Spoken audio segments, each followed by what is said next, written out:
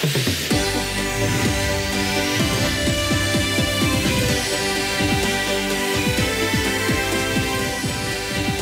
pembawa logistik untuk pilkada terguling di Kabupaten Buru, Maluku. 4 polisi terluka.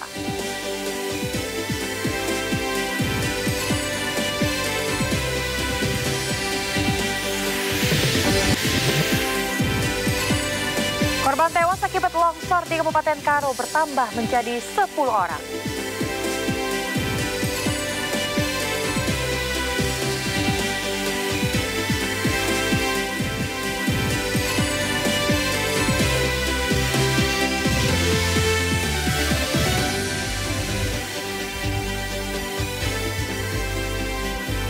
Halo sahabat pemirsa, Sindo Malam hadir dengan beragam informasi terkini tanah air serta mancanegara. Bersama saya Aya Nufus, inilah Sindo Malam selengkapnya.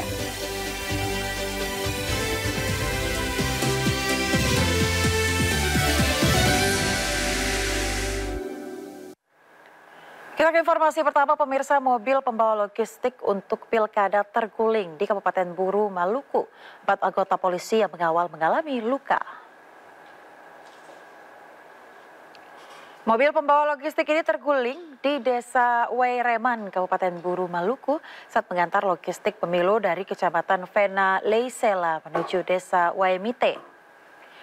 Sejumlah petugas kepolisian yang bertugas mengawal logistik pilkada berupaya keluar dari kendaraan yang terlibat kecelakaan. Diduga mobil terbalik akibat jalan yang licin setelah diguyur hujan.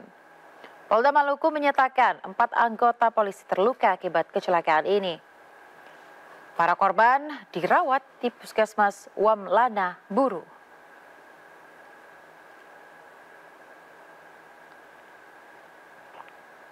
Ya pemirsa, jenazah korban longsor di Desa Semangat, Gunung, Kabupaten Karo, Sumatera Utara kembali ditemukan.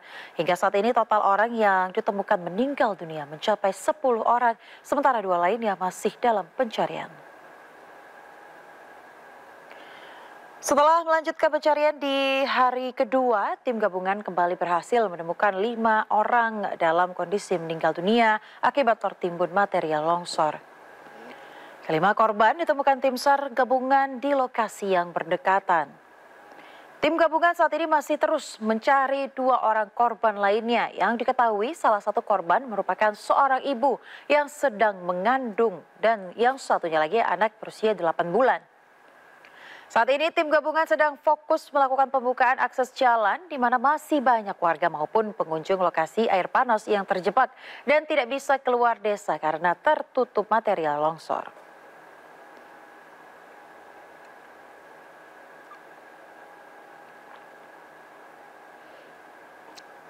Sementara itu 4 kabupaten di Sumatera Utara terdampak banjir bandang. Banjir bandang disertai longsor juga memutus akses jalan dari Medan menuju Prastagi.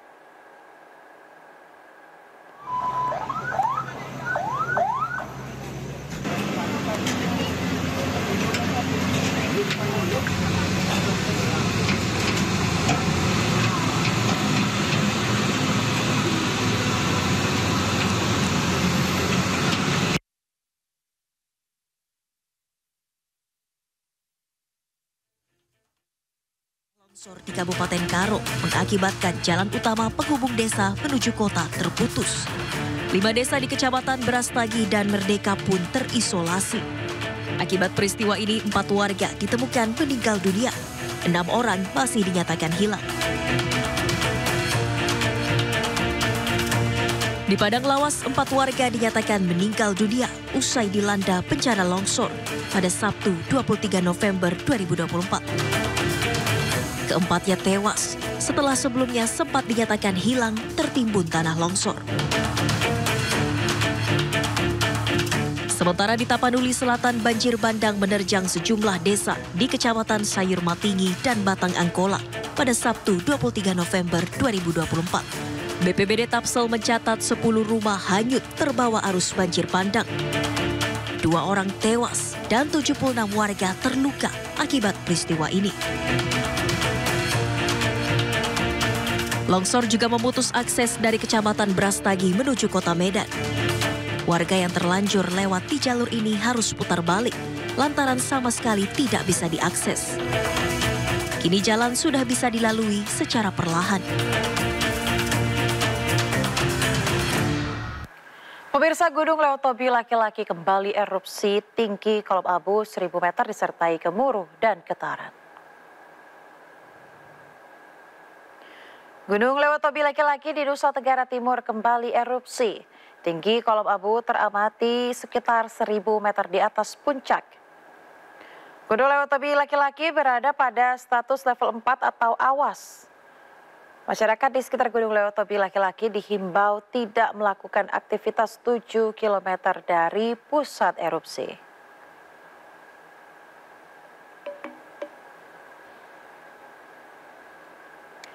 Ya pemirsa, sementara itu terkait dengan anak-anak pengungsi korban erupsi Gunung Lewotobi di posko pengungsian Desa Egon, Kecamatan WIGT mulai terserang sakit seperti diare, batuk, dan gatal-gatal.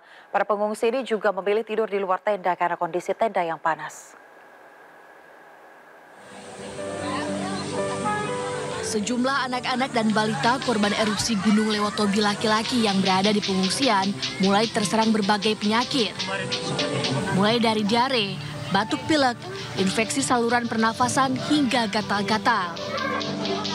Mereka tinggal di posko pengungsian Desa Egon, Kecamatan WIGT, Sika, NTT. Bahkan para pengungsi memilih untuk tidur di luar tenda karena kondisi tenda yang panas dan sumpek. Seorang pengungsi mengatakan sudah 2 hari anaknya diare dan muntah-muntah. Meski sudah diberi obat namun tak kunjung sembuh. Kenapa ini, Mam? Muntah-muntah, menceret. Menceret? Iya. Sakit ya berarti? Ya? Iya. Kenapa tidur di luar, Mama? Tidak tidur di tenda? Panas. Panas ya? Sudah dapat obat? Sudah. Sudah sakit berapa hari, Mam? Dari kemarin. Dari kemarin ada perubahan nggak tuh, Bang? Masih lagi. Masih muntah-muntah.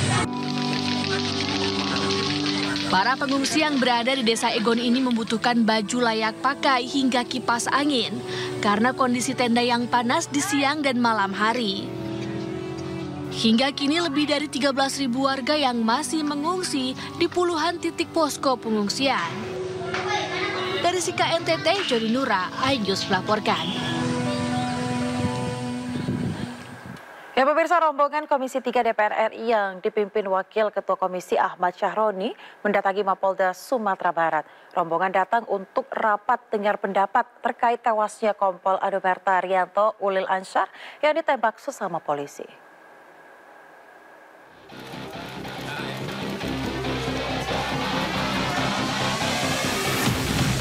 Rombongan Komisi 3 DPR RI yang dipimpin Wakil Ketua Komisi Ahmad Syahroni mendatangi Kapolda Sumatera Barat. Rombongan datang untuk merapat dengar pendapat terkait tewasnya Kompol Anumerta Rianto Ulil Ansyar yang ditembak sesama polisi. Rapat dengar pendapat yang merupakan kunjungan kerja anggota DPR RI bidang penegakan hukum ini digelar secara tertutup. Kapolda dan jajaran, kita mau dengerin apa yang terjadi kemarin. Ya, kita mau rapat dulu. Poin-poinnya apa sih ini? Apa aja poinnya? Ya, poinnya kemarin aja perkara terkait dor-mendor aja. Kalau lokasi nggak, Bang? Enggak. Nanti kita dengar cerita dari Pak Kapolda langsung. Sebelumnya, Komisi 3 DPR RI menyatakan perbuatan tersangka AKP Dadang Iskandar yang membunuh Kompol Anumerta Rianto Ulil Ansyar harus ditindak hingga tuntas. Dari Padang, Sumatera Barat, Budi Sunandar, iNews melaporkan. Sebelumnya pemirsa, Komisi Kepolisian Nasional mendatangi Polda Sumatera Barat untuk mengawal penyidikan kasus polisi tembak polisi yang menewaskan Kasat Reskrim Polres Solok Selatan Kompol Anumerta Rianto Ulil Ansyar.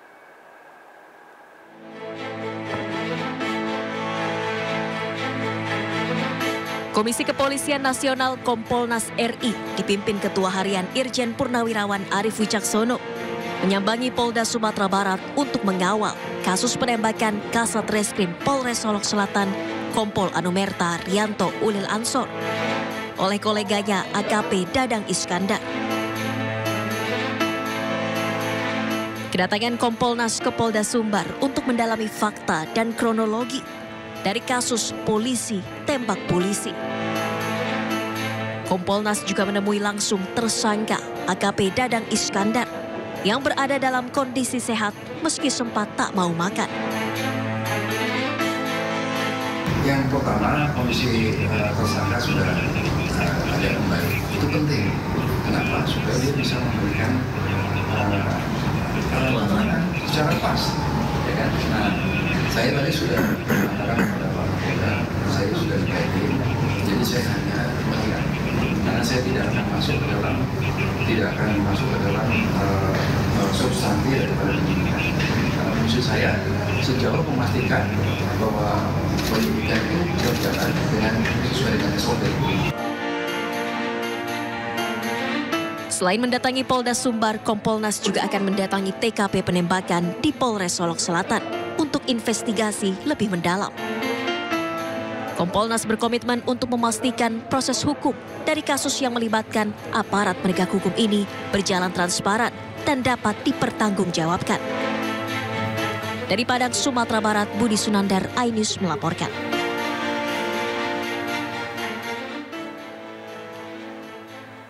Ya pemirsa, 3 lokasi tambang ilegal di Solok Selatan berhasil diungkap oleh Kompol Anumerta Rianto Ulil Ansar. Pengungkapan tambang ilegal tersebut merupakan penindakan atas laporan pemerhati lingkungan yang menganggap tambang ilegal merusak lingkungan.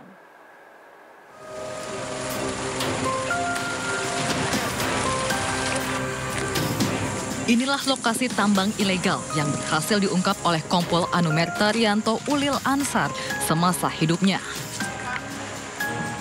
Terlihat lokasi yang berhasil diungkap adalah lokasi tambang yang cukup besar yang dikelola oleh warga secara ilegal. Pengungkapan 3 lokasi tambang ilegal tersebut merupakan kelanjutan dari laporan Walhi terhadap penambang ilegal yang dianggap merusak lingkungan. Kini lokasi tambang ilegal yang berhasil diungkap tersebut ditutup selamanya.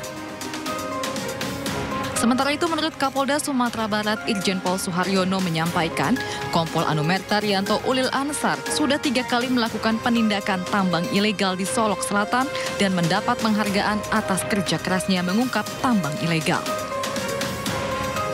Dia apresiasi pengungkapan perkara apapun sudah 3 kali kami memberikan penghargaan ke Solok Selatan, ke Pak Kapolres, ke Pak Mufti, tetapi sekjunya juga sarjana juga. Sudah setahun di sana, prestasinya begitu hebat. Loyalitasnya tinggi, kredibilitasnya juga sangat bagus di mata saya sebagai Kapolda. Menilai langsung yang bersangkutan. Dan dari keterangan perwira yang lain juga, almarhum ini memang orang yang sangat baik, tegas, bijaksana, loyal, apapun yang saya perintahkan dia laksanakan. Ini kan sebagian juga penegakan hukum ini kan perintah saya. Kasat Reskrim Polres Solok Selatan Kompol Anumerta Rianto Ulil Ansar dikenal gigih dan teguh dalam menjalankan tugas dari atasan. Dari Kabupaten Solok Selatan, Sumatera Barat, Budi Sunandar, iNews melaporkan.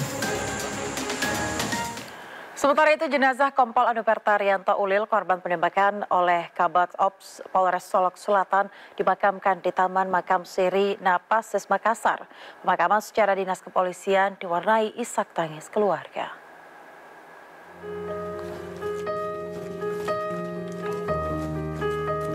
Jenazah almarhum Kompol Anumerta Rianto Ulil dimakamkan di Taman Makam Siri Napase, Biringkanaya, Makassar, Senin siang. Pangkat Rianto Ulil dinaikkan 1 tingkat menjadi Komisaris Polisi atau Kompol dari pangkat sebelumnya Ajun Komisaris Polisi atau AKP.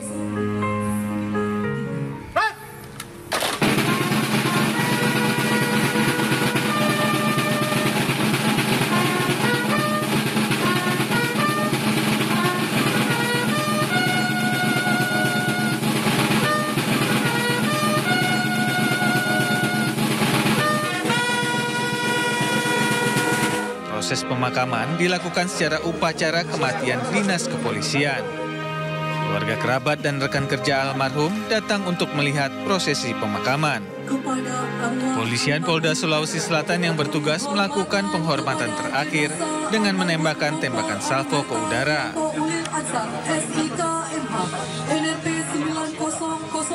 Prosesi pemakaman diwarnai tangis haru keluarga yang tidak menyangka almarhum meninggal dunia dengan cara yang tragis.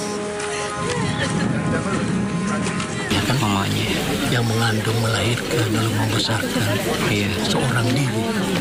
Tiba-tiba dipanggil dengan cara sakit. Sakit ya Pak ya. Pak, ini kan pelaku sekarang sudah ditersangkakan Pak. Harapan dari pihak keluarga ini apa Pak? Nah, tentu kita minta ke kepolisian terutama yang juga menegakkan aturan, tegakkan aturan dengan baik. Ayo, maaf kamu. Mas aja. Sebelumnya, Kabak Ops Polres Solok Selatan AKP Dadang Iskandar menembak mati Kasat Reskrim AKP Ulil Rianto Ansar di kawasan parkir Polres Solok Selatan. Penembakan diduga dipicu konflik internal terkait penanganan kasus tambang galian C. Pasca penembakan, AKP Dadang Iskandar akhirnya menyerahkan diri ke Ditpropam Polda Sumatera Barat. Korban mengalami luka serius di kepala kanan. Korban tewas usai dirawat di Rumah Sakit Bayangkara, Polda Sumatera Barat. Sementara pelaku masih diperiksa intensif guna mengungkap motif penembakan yang diduga dipicu karena korban menindak pelaku tambang galian C di Solok Selatan yang di-backing pelaku. Tim Liputan iNews melaporkan. Ya pemirsa, terungkap motif penembakan yang menewaskan AKP Rianto Ulil Ansar, Kasat Reskrim Polres Solok Selatan oleh AKP Dadang Iskandar, Kabak Ops Polres Solok Selatan. Atas perbuatannya pelaku dijerat pasal berlapis dan terancam hukuman mati.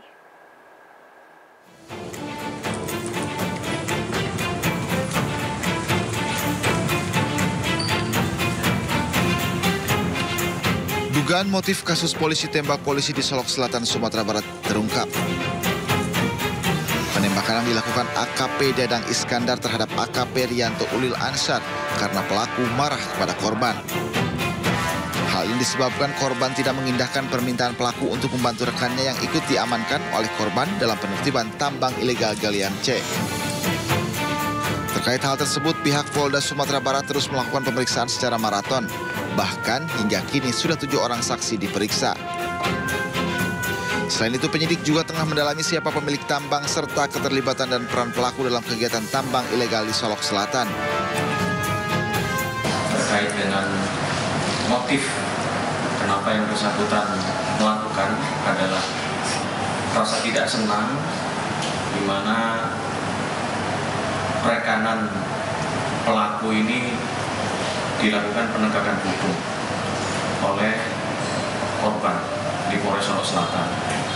Sehingga ketika yang bersangkutan mencoba meminta tolong, kemudian tidak ada respon, selanjutnya yang bersangkutan melakukan penembakan. Ini sementara yang keterangan dari tersangka yang kita dapatkan. Tentu kami penyidik akan terus mendalami. Apa benar proses hukumnya terkait tambang? Ya. Artinya benar dia membacking salah satu tambang itu? Ya, ini akan kita dalami kembali terkait dengan perannya di dalam kegiatan tambang ini akan kita dalami. Ya, yang bersangkutan minta tolong kepada Pak Kabak Ops untuk bisa membantu. Atas perbuatannya, selain terancam pemberhentian, tidak dengan hormat, tersangka juga dijerat pasal berlapis dengan ancaman hukuman mati. Dari Padang, Sumatera Barat, Budi Sunandar, iNews melaporkan.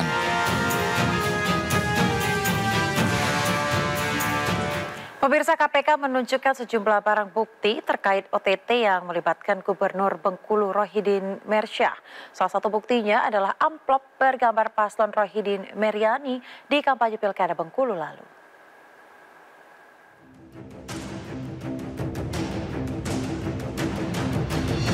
Dalam konferensi persnya, KPK menjelaskan terkait OTT yang melibatkan Gubernur incumbent Bengkulu Rohidin Mersyah.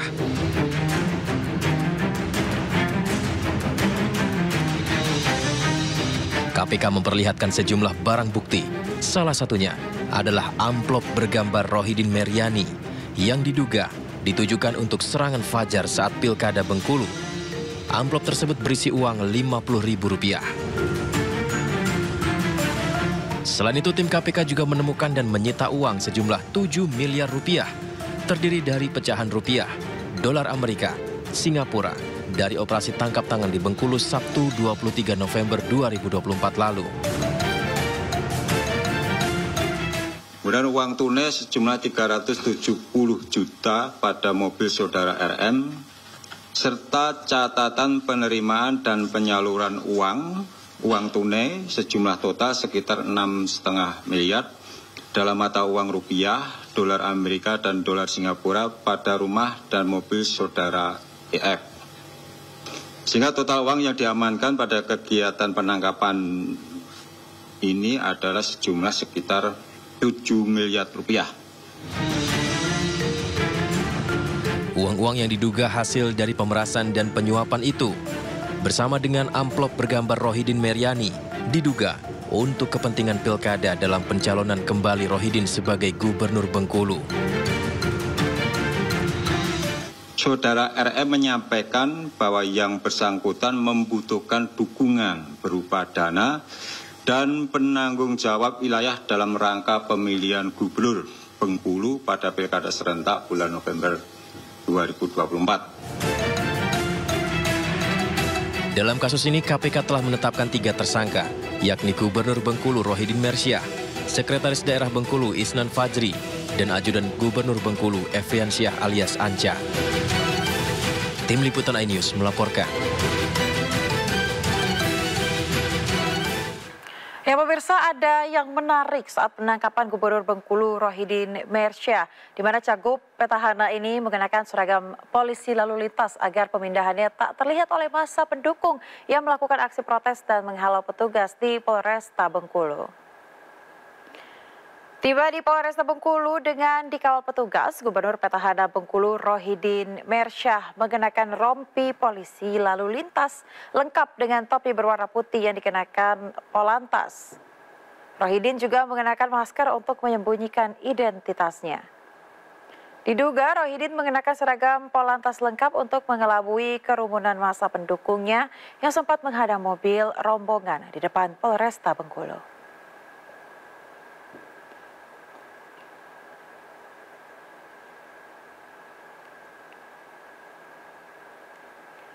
Ya pemirsa, Gubernur petahana Bengkulu Rohidin Mersyah terjaring OTT KPK. Kericuhan sempat terjadi saat massa pendukung gubernur tersebut mencoba menghentikan mobil yang membawa rombongan Rohidin Mersyah ke bandara.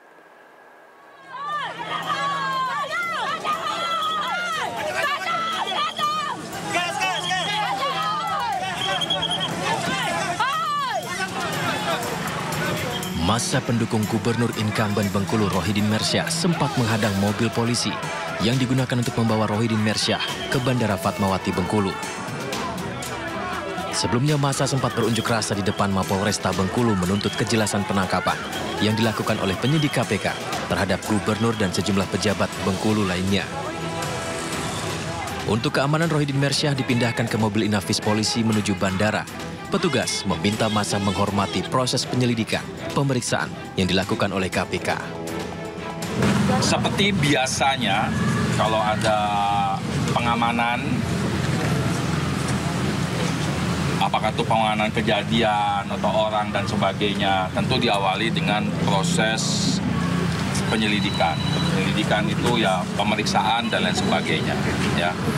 Nah sama, KPK sama kepolisian dengan Polri itu sama. Kalau pemeriksaan ya pemeriksaan dulu ya. Nanti press release atau pemberian pernyataan, keterangan dan lain sebagainya itu pasti akan disampaikan. Kenapa ini tidak sesuai dengan SOP yang ada? Dari Bengkulu, Endro Dwirawan, iNews melaporkan.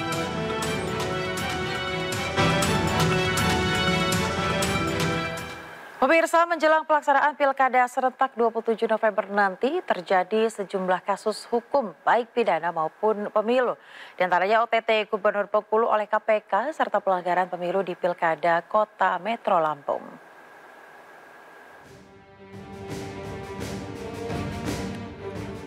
Pilkada serentak 2024 diwarnai oleh sejumlah kasus pelanggaran yang terbaru terjadi dalam Pilkada Bengkulu. Gubernur Bengkulu Rohidin Mersyah terjaring operasi tangkap tangan atau OTT bersama dengan 2 pejabat Pemprov Bengkulu.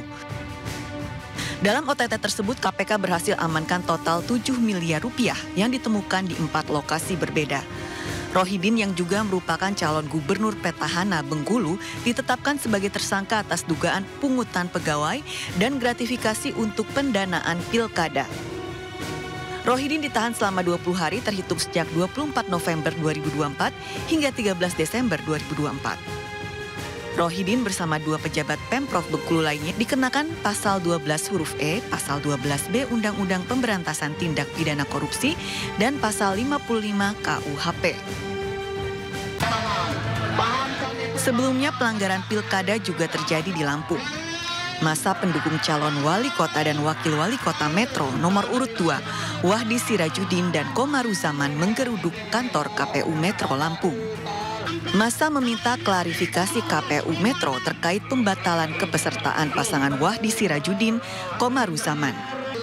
Diketahui pasangan Wahdi Sirajudin Komaruzaman didiskualifikasi sebagai peserta pilkada kota Metro karena terbukti melakukan pelanggaran pemilu. Komaruzaman terbukti telah menyalahgunakan wewenangnya sebagai pejabat dalam kegiatan pemerintah untuk berkampanye pada 19 September lalu. Kala itu Komaru yang menjabat sebagai wakil wali kota mengajak masyarakat penerima bansos untuk kembali memilih Sirajudin sebagai wali kota. Kita ke informasi lainnya, pemirsa. Polda Metro Jaya menyampaikan perkembangan kasus judi online yang melibatkan oknum pegawai Kementerian Komdiki. Total tersangka yang berhasil ditangkap berjumlah 24 orang dengan barang bukti yang diamankan senilai total 167 miliar rupiah.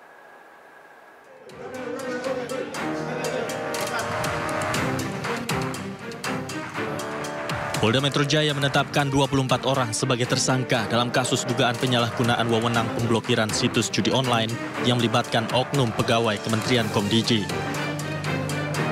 Puluhan tersangka ini terbagi dalam sejumlah peran dalam keterlibatannya memelihara situs judi online.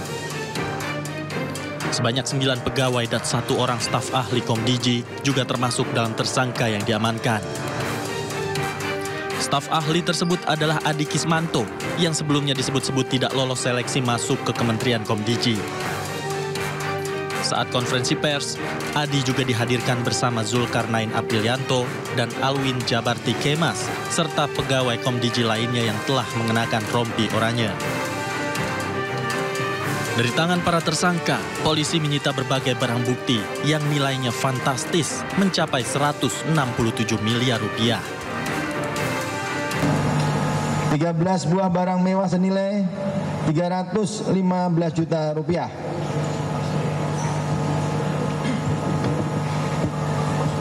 13 buah jam tangan mewah senilai 3.763 juta rupiah. 390,5 gram emas senilai 5.857 juta 500.000 rupiah. 26 unit mobil dan 3 unit motor senilai 22.930 juta rupiah. 22 lukisan senilai 192 juta rupiah. Polda Metro Jaya juga melibatkan PPATK untuk memblokir ribuan rekening dan 47 akun e-commerce milik tersangka untuk membekukan aset yang terkait dengan praktek judi online.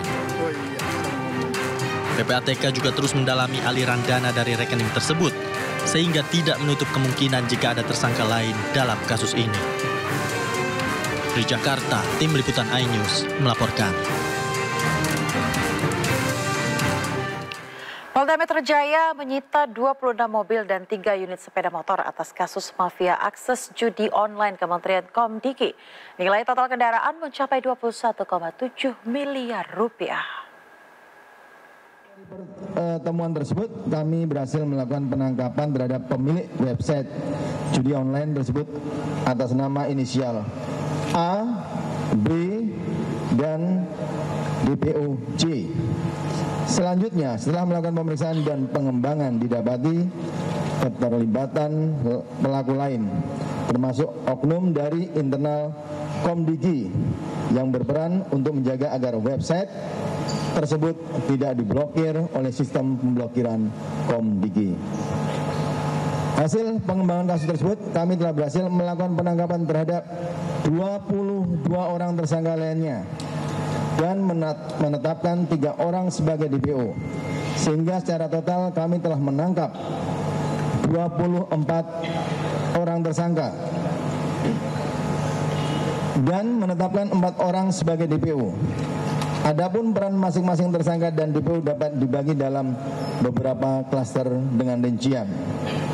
4 orang berperan sebagai bandar, pemilik atau pengelola website judi, inisial A, BN, HE, dan DPO C. 7 orang sebagai agen pencari website judi online, inisial B, BA, HF, BK, DPO CH, DPO F, dan DPO C.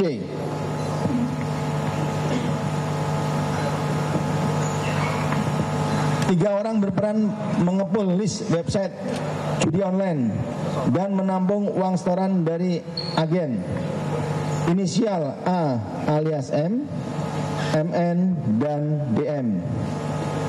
2 orang berperan memfilter, memverifikasi website judi online agar tidak terblokir, inisial. Deretan mobil mewah dan sepeda motor disita oleh Polda Metro Jaya atas kasus mafia judi online yang melibatkan oknum pegawai Komdigi. Mayoritas mobil yang disita masuk kategori sebagai mobil mewah. Di antara mobil yang disita terdapat mobil Mercedes-Benz Maybach S560 yang termahal di antara mobil yang disita. Nilai mobil tersebut ditaksir mencapai 9 miliar rupiah dan diketahui milik tersangka berinisial E. Selain barang bukti yang berada di halaman Polda Metro Jaya, polisi juga menyita sejumlah barang lain dari tangan tersangka. Di antaranya jam tangan mewah, tanah dan bangunan hingga ribuan nomor rekening milik tersangka termasuk oknum pegawai Kementerian Komdigi.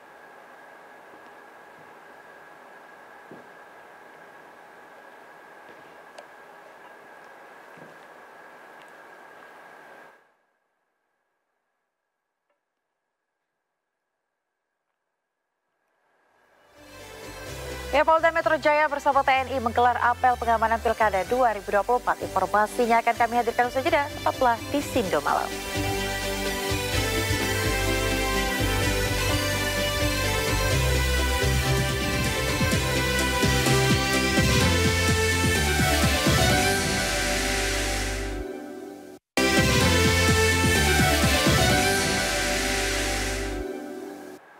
Anda kembali di Sindo Malam bersama saya Aya Nufus. Pemirsa, Polda Metro Jaya bersama TNI menggelar apel gabungan operasi Mantap Praja Pengamanan Pilkada 2024 di lapangan Silang Monas pagi tadi. Apel gabungan ini sebagai komitmen kesiapan TNI Polri dalam mengawal pesta demokrasi.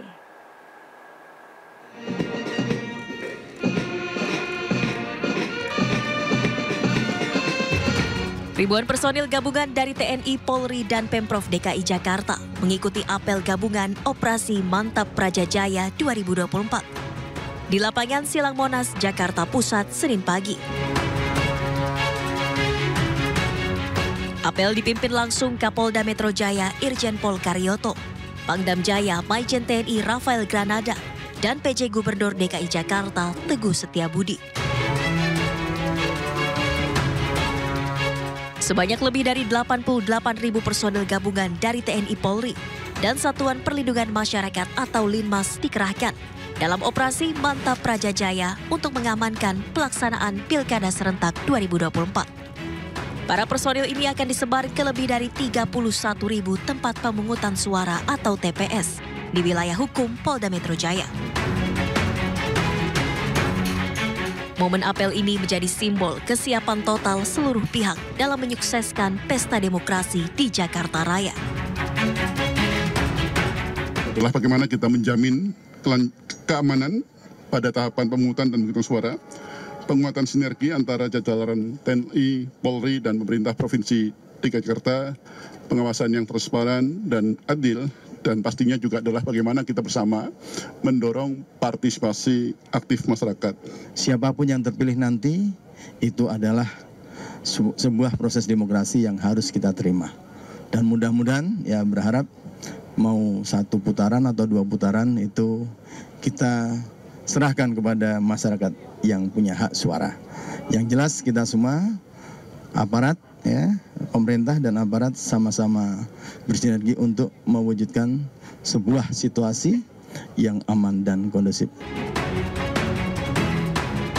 Operasi Mantap Praja Jaya digelar selama 140 hari.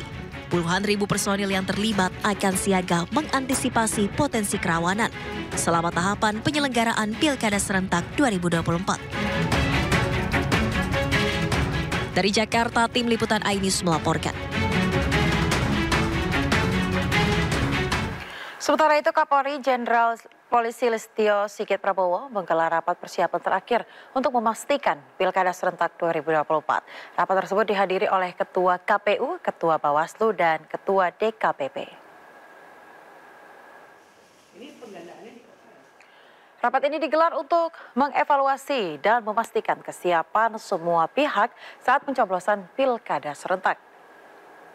Berbagai langkah strategis disiapkan untuk mengatasi potensi kerawanan saat hari pencoblosan, termasuk antisipasi mengenai potensi serangan fajar yang bisa terjadi di hari pencoblosan.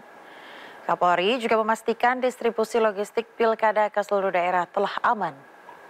Polri bekerja sama dengan TNI untuk mengoptimalkan pengamanan dan pengawasan jalannya pemilihan suara di seluruh daerah di Indonesia.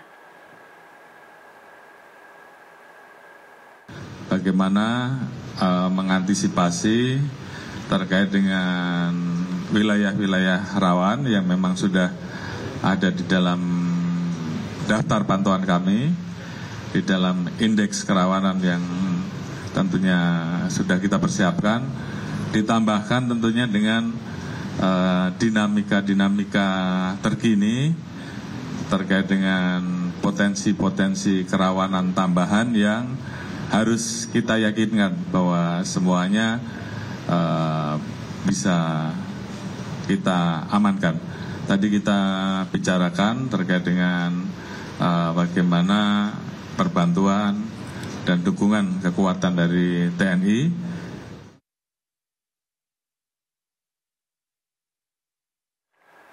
Pemirsa, Menko Polkam menggelar rapat koordinasi bersama KPU untuk memastikan kesiapan pengamanan jalannya pencoblosan Pilkada 2024. Rapat juga membahas pelaksanaan Pilkada di daerah rawan bencana. Menko Polkam menggelar rapat koordinasi bersama Komisi Pemilihan Umum untuk memastikan kesiapan pencoblosan Pilkada serentak pada hari Rabu mendatang. Dalam rapat yang dipimpin oleh Menko Polkam ini dibahas beberapa hal, termasuk potensi kerawanan yang diprediksi akan terjadi di berbagai wilayah. Rapat ini juga membahas bagaimana penanganan kerawanan keamanan, logistik, hingga pelaksanaan pencoblosan di daerah bencana. KPU dan Bawaslu serta lembaga terkait secara intens melakukan sinergi untuk memastikan Pilkada serentak tahun 2024 berlangsung dengan aman dan transparan.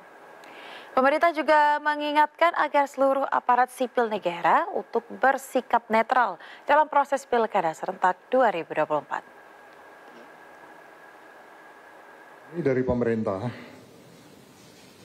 telah memetakan daerah-daerah rawan, baik itu dari pendekatan sisi rawan pada aspek keamanan, juga dari sisi aspek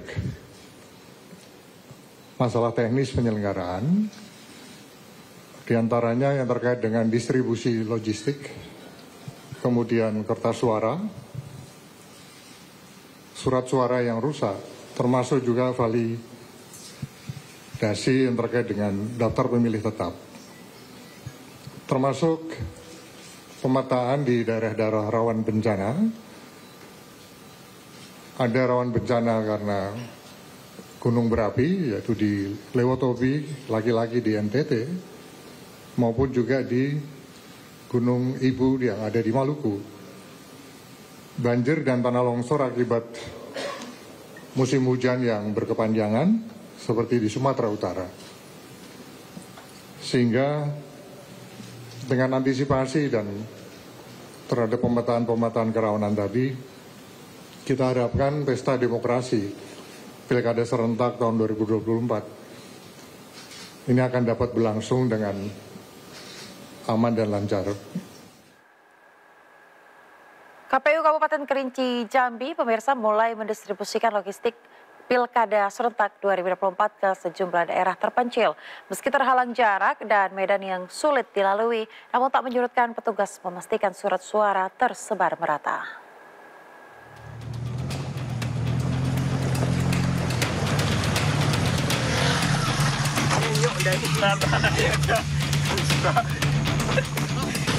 Penyaluran logistik Pilkada serentak di Kabupaten Kerinci Jambi, panitia harus menghadapi jalur ekstrim saat pendistribusian logistik demi terlaksananya pesta demokrasi 5 tahunan tersebut. Perjalanan distribusi logistik ke lokasi terpencil ini diangkut menggunakan mobil double gardan dan sepeda motor off-road, terutama untuk 3 TPS di 3 desa Kecamatan Siulak Mukai yang masuk ke dalam kategori daerah terluar, terpencil, dan terjauh di Kabupaten Kerinci.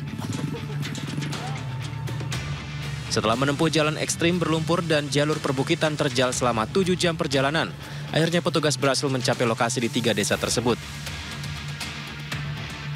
Karena jarak tempuh serta waktu tempuhnya cukup jauh, ya.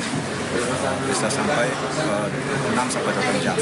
Kita memastikan bahwa seluruh logistik ini harus sampai, makanya kita fokuskan di awal di Kecamatan Solomukai, itu ada 3 desa. 3 desa terdiri dari 3 TPS. Logistik disimpan di kantor desa dan melanjutkan perjalanan ke desa Pasir Jaya serta Sungai Kuning. Bahkan petugas harus bermalam di desa tersebut sebelum kembali esok harinya. Dalam pendistribusian logistik Pilkada serentak ini, KPU bersama Bawaslu dan anggota TNI Polri ikut mengawal proses pendistribusian. Dari Kabupaten Kerinci Jambi, Kapior Gandhi, iNews melaporkan. Ya, pemirsa, pemerintah memastikan korban erupsi Gunung Leutobi laki-laki di Kabupaten Flores Timur NTT dapat menggunakan hak pilihnya di Pilkada serentak 2024. Pemerintah telah menyiapkan tempat pemungutan suara atau TPS di lokasi-lokasi pengungsian.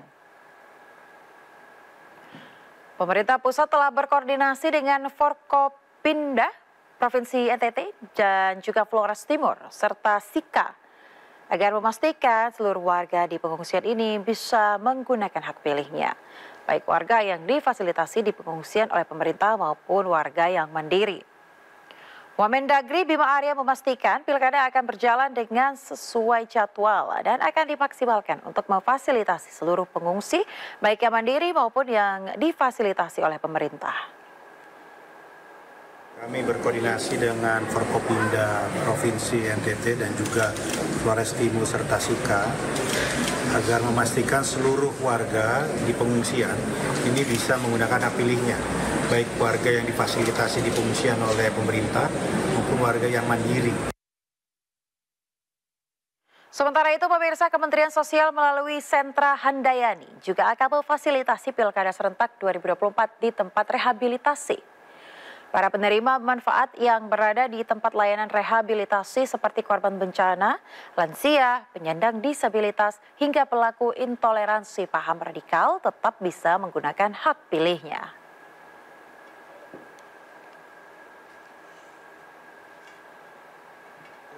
PMI itu ikut memilih untuk ikut demokrasi memilih. Jadi Sentra Handayani memfasilitasi. Kami akan menguruskan semuanya dokumennya agar dia bisa memilihnya di sini. Bentuk demokrasi, hak pilihnya tetap dia bisa mengikuti. Informasi menarik lainnya akan kami hadirkan usai jeda, pemirsa. Tetaplah di Sindo Malam.